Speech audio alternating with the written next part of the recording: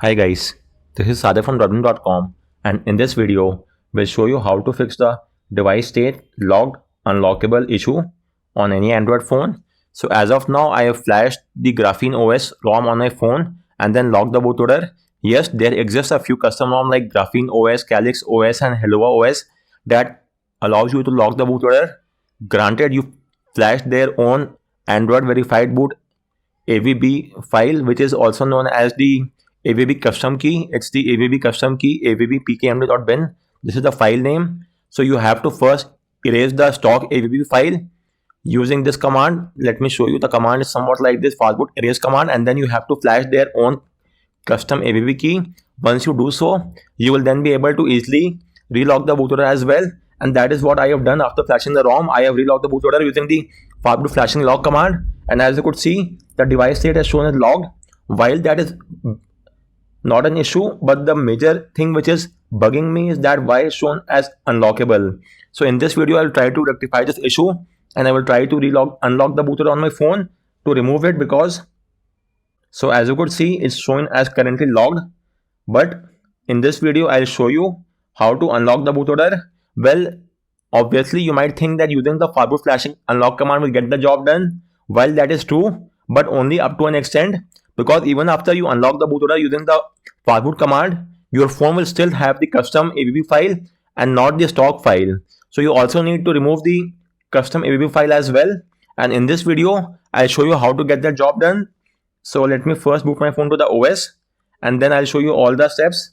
So currently I'm running a custom ROM. That is why I'm getting this error message, or rather not an error message. It's just a warning that I'm using a different OS. And I've got an ID as well. You may match that ID with the Graphene OS ROM and it should match as well. Anyways, first and foremost, you will have to enable USB debugging and OEM unlocking on your phone. So let's get that job done. For that, you have to enable developer options as well. So go to the settings menu on your phone. From settings menu, go to about phone. From about phone, you have to tap on build number 7 times and you will get a prompt that you are now a developer. Once that happens, go to system and you should now see developer options. Go there and enable the toggle next to OEM unlocking. This is extremely important, and USB debugging as well. You might get one more prompt. In that prompt, tap on OK or allow, and with this, the debugging is now enabled. Let's verify the same. So for that, copy the path of platform tools on your PC, or you may simply type in CMD over here and hit enter, or copy the path of platform tools, then open CMD from the start menu, type in CD space, paste the path and hit enter, and you're now inside the platform tools directory. Now type in ADB reboot bootloader and hit enter, and your phone should now reboot into fastboot mode. This should take only a few seconds. Okay, one more thing, this process will wipe off all the data from your phone because we are unlocking the bootloader. So make sure that you have taken a backup beforehand. If that's well and good, now type in fastboot devices and verify that you're getting an ID.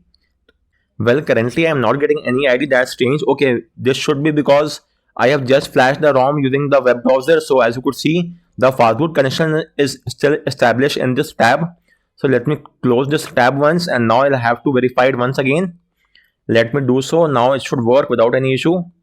Just give me a few seconds. And as you could see, now I'm getting the keyword. Earlier, the fastboot device was hijacked via the web browser. Now I have closed the tab, and now we could move ahead with the next step. So now type in fastboot flashing unlock and hit enter. You will now get a prompt on your phone. So use the volume key to highlight unlock the bootloader and press the power key to confirm. Your phone will now undergo a wipe, and after undergoing a wipe, it will now unlock the bootloader. And as you could see, the device state is now unlocked. So the bootloader has now been unlocked, but still our phone has a custom AVB file, and we have to replace that custom file with the stock AVB file. For that, you just have to remove the custom file.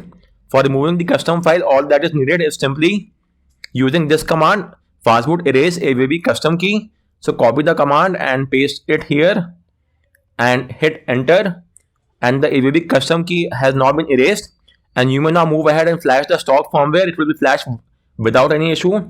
For instance, in case of a Pixel phone, you may either use the Android flash tool or manually flash via the flash all script file. So for example, I'm using the flash all script file, the stock firmware for a Pixel. This is the stock firmware for Android 15. So I'll be using the flash all file.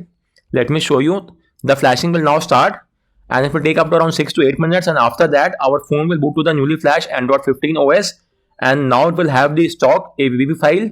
There will be no any custom binary left, and you may now get the job done without any issue whatsoever. So guys, on that note, I round up this video. If you have any queries with regard to any of the steps, do let me know in the comment section, and thanks a lot for watching.